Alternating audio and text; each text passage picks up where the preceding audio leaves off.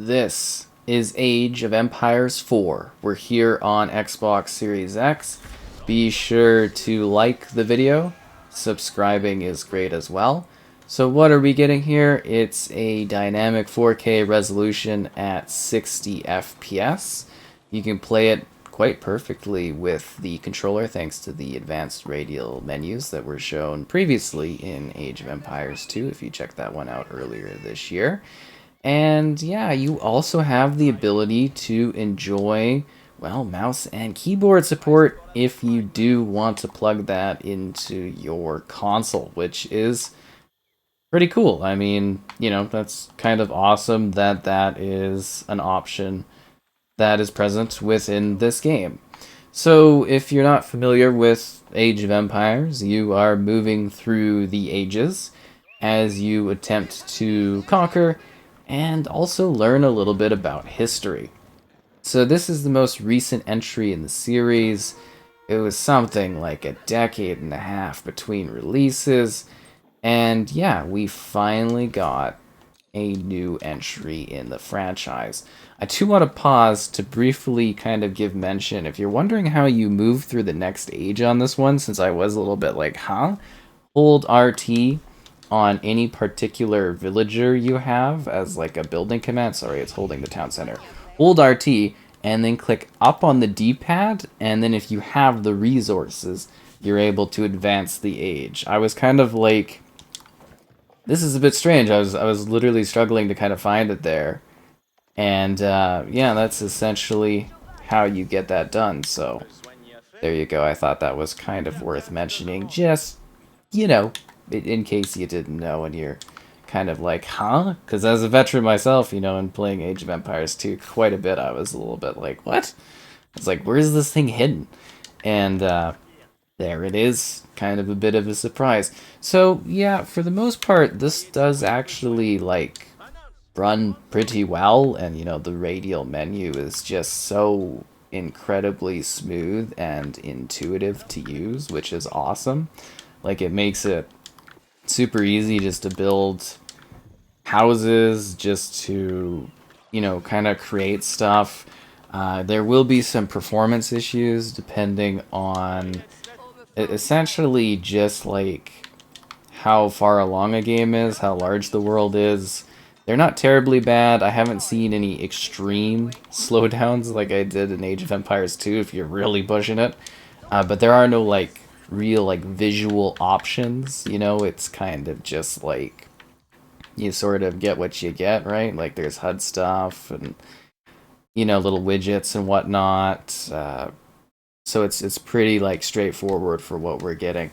I did have like a crash sort of pop up while I was playing some skirmish matches, so make sure that you do press start and save your games occasionally, because it doesn't really seem like, at least for me, there was no sort of autosave on that, so I lost the match I was doing, which was a bit disappointing, but I don't think that's going to be something too common, but it is something that did come up when I was playing this particular version of the game. So let's get back to it. Age of Empires is a very long-running, I would say, somewhat iconic Xbox, and before that, really Microsoft Windows franchise. It's something I have enjoyed thoroughly since I was quite young.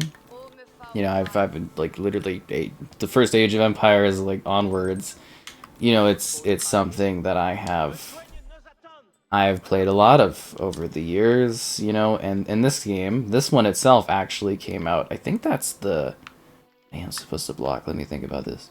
Yeah, because there was like a certain way that like enemies were getting through, and I was like, what is this? Because this is like a world that I was kind of made a save point on, and we're jumping into just so there's a little bit more action going on, and we're not right at the beginning of something. Because you go through the ages, right?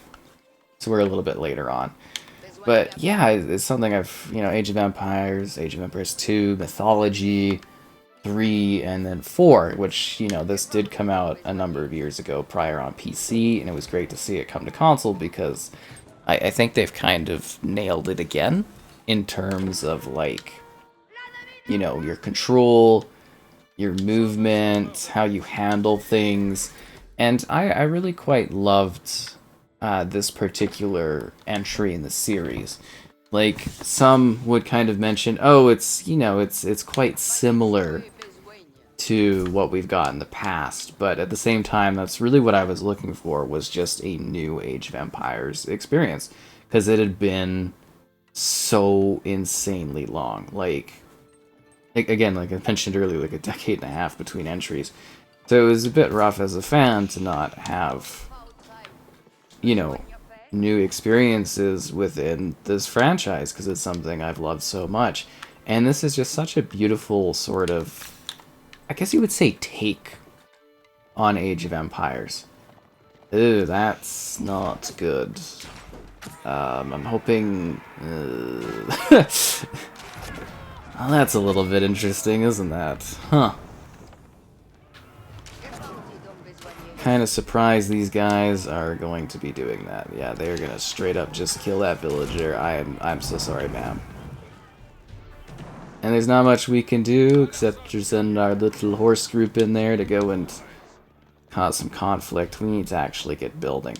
But yeah, it really is sort of like a love letter to like history, as you are, you know, you're going through the ages. So as you improve your age of, you know, the empire, kind of sounds silly to say it like that, but like as you go along with your different, you know, ages that you evolve through, you are essentially improving the different technology you have, the different buildings, like the look of your buildings, the shape of them, the technology you have available to your people, the resources you can, you know, sort of upgrade, and you can be like, oh, you know, like I'm going to improve this, like special saddles, and it increases your, you know, sort of damage or your defense, or depending on what you go for, right? Like what you're upgrading, essentially, is what I'm trying to get across. So yeah, depending on what you pick for your upgrades, and you improve your troops, and like every civilization has their own sort of like styling to them, and it's really quite neat. There's kind of like a good collection, like 10 diverse civilizations from across the world, and like, you know, they've all got their own sort of vibe and style going on. Like the Mongols, it's like they're a bit more moving around, so they don't have the walls, whereas, you know, the types of troops that like the walls have walls, and it's a big thing where each civilization has their own well-crafted sort of like, I guess you would say, take on that civilization, which is rather interesting. And then beyond that element, I would say that it's really quite, going back to that element of being a love letter to history, is the campaign in this one is like a little different than kind of what we've seen in the past. The campaign is very much a documentary-esque sort of story. It sounds really weird, but like when you see sort of like when the stuff's being built, and there's like, it's a little less apparent, I've kind of noticed on console, but usually there's like kind of yellowy gold shadows of people like building stuff. I don't know if that's gonna quite show it there, and it's just kind of neat, because that's sort of how like the campaign is done. You have these really beautiful high resolution, like you know, like cinematics and stuff that they've added to this game, and that's kind of what introduces you to each of the story elements. So it's actually like a bit of an educational tool, alongside being something that has, you know, content and has war and conflict and goals that you're working towards, like, you know, building the wonder to win, or the taking the different sites, or you know what I mean, like that kind of victories and stuff. They're all present here. They're all dynamic. So you get 4 distinct campaigns, 35 missions that span like 500 years of history, from the Dark Ages to the Renaissance. There's various historical figures, like Joan of Arc is a big one on this, and Genghis Khan is a big one too. And you get to like deal with the walls, and like it's really cool, because I'm really into like history and stuff. Like I really do find, you know, history to be a rather fascinating kind of thing, right? Like, it's history. It's where we've evolved through the ages to get to where we are today. I always find that to be a really interesting sort of thing to learn about, you know, and I'm sure there's lots out there as well. So it is cool that it's sort of like, and I know it sounds silly, but believe it or not, a lot of games, if you're not aware of this, people do learn a lot about history and culture from playing games that simulate these experiences. And this one really did, in my opinion, a good job of like giving you strategic story-based stuff, but also giving you, you know, fun gameplay and that. And it felt like a nice evolution of the franchise in that regard. We have like so many food resources. This is crazy. We're gonna have to start amassing a giant army and building some like sieging equipment and whatnot. Huh. Yeah, we are really, really doing quite well in that regard. Cool. Yeah, no, I'm really liking the setup I got going on here. This is absolutely fantastic. Totally getting off topic, but you know, gotta build, gotta talk.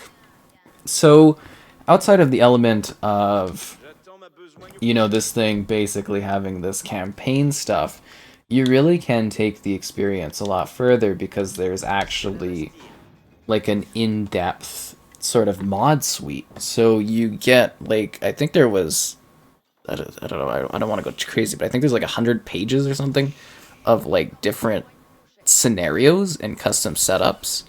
So it's like, from what I understand, it's been listed as like a beta type thing, the mod system, but like that's really, really cool to me that you are, you know, able to do that sort of thing so that you can expand the scope of your experience here further like that. I think that is just really, really quite spectacular that that is the thing in this, because it really does, at least to me, expand the scope of the experience in such an exciting way, because it just makes it feel like you can keep playing this and playing this if it is something of interest to you. And I have to say that they have just, like, I know obviously the mechanics and the movement with the controller are definitely, like, you know, they kind of innovated with it in Age of Empires too. Like, this is the way to do real-time strategy on consoles. They've absolutely cracked it, so bravo to the team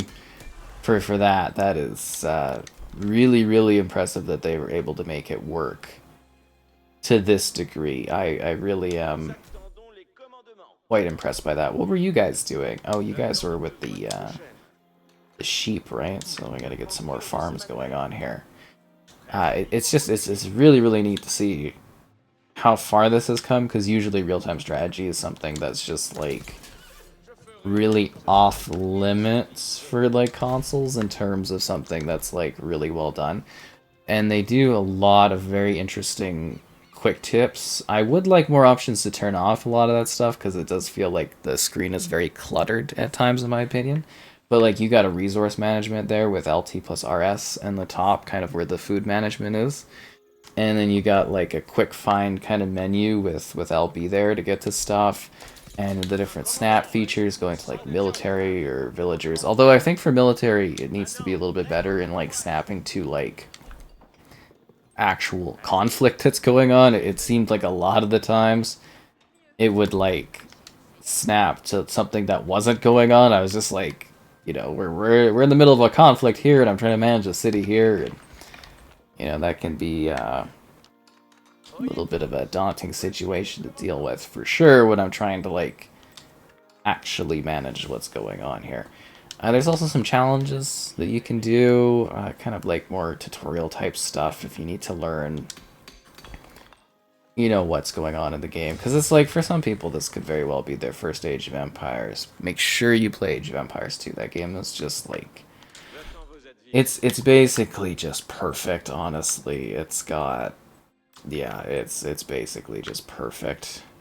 So I guess as like a basics thing too, if you haven't really fully gotten the idea of things from playing, which I think, yeah, I'm kind of showing this off decently well.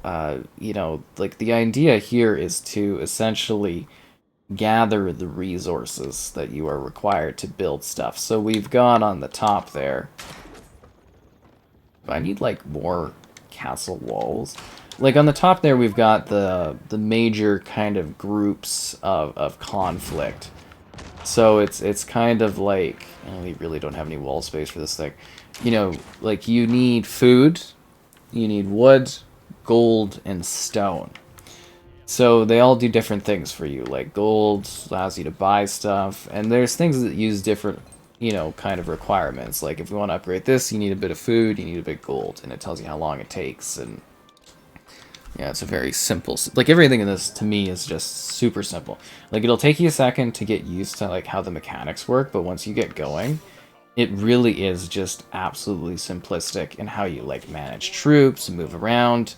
You know, and then we can be like, okay, let's do a wedge formation, and then, you know, our guys do that. Like, it's really that simple.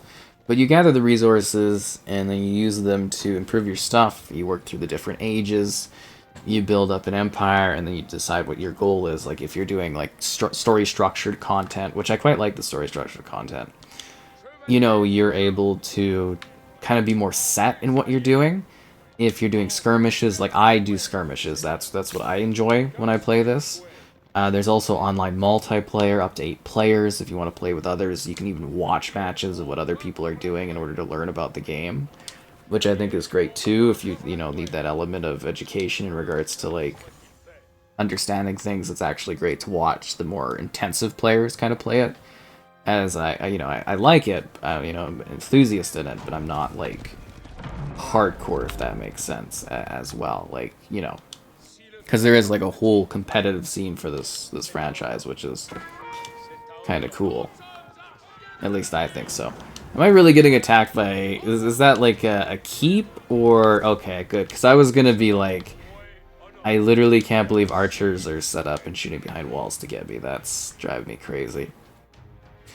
But yeah, it's really, really quite a neat full experience. You know, you get quick skirmishes to just do battles with all these different maps and scenarios and setups, and then there's seeds for the maps, so you could play on like this seed here with the Black Forest. It's a temperate seed, so that's pretty cool. And then, you know, they can do different things, like arid maps or mountainous maps or like pre-built maps, and it just gives you a lot of different ways to kind of like really manage and create complex systems of like, you know, kind of different scenarios of conflict and whatnot. So I find that pretty cool.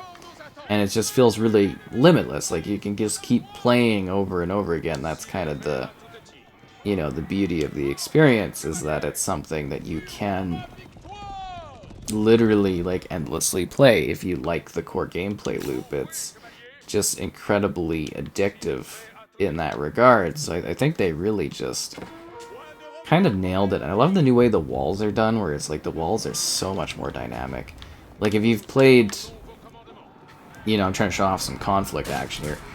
If you've played other Age of Empires games, and there's different difficulties too. So if you need more challenge, less challenge, every kind of difficulty has its own styling and ways that, like,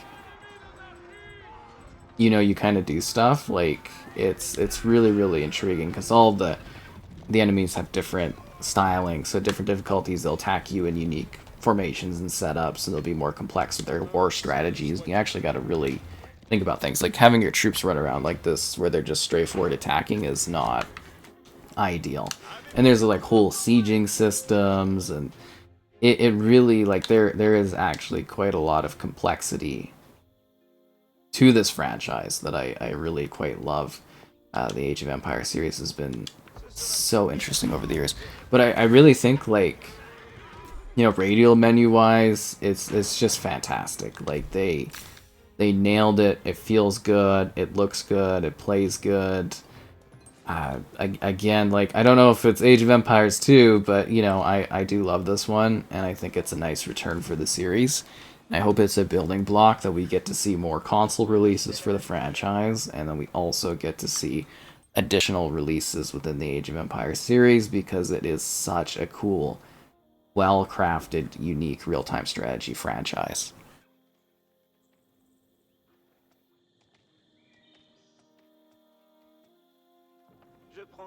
ce manoir.